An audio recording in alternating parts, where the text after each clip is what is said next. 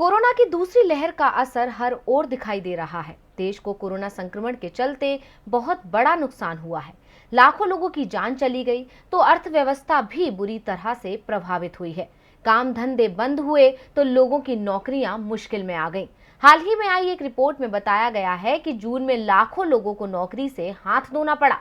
देखिए ये report. Corona की दूसरी लहर का असर अभी भी दिखाई दे रहा है। राज्यों में लगाए गए लॉकडाउन और प्रतिबंधों में छूट दी जा रही है, लेकिन उद्योग धंधे अभी भी पटरी पर नहीं लौट पाए हैं। संक्रमण की दूसरी लहर का सबसे ज्यादा असर दिखाई दिया जून में, क्योंकि अप्रैल की शुरुआत में कोरोना संक्रमण की दूसरी लहर की शुरुआत होने के साथ ही राज्यों में लॉकडाउन लगना शुरू हो गया था, जिस कारण 11 महीने बाद जून में विनिर्माण क्षेत्र को सबसे ज्यादा नुकसान होता दिखाई दिया, जिसके चलते बड़ी संख्या में लोगों की नौकरी छूट गई। IHS market India manufacturing purchasing managers index यानी PMI जून में घटकर 48.1 रह गया, जो मई में 50.8 था।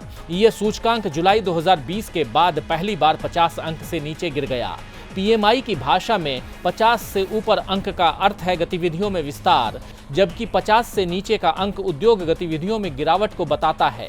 कोरोना के चलते भारतीय सामानों की अंतर्राष्ट्रीय मांग को भी कम कर दिया और 10 महीनों में पहली बार नए निर्यात ऑर्डर में कमी आई।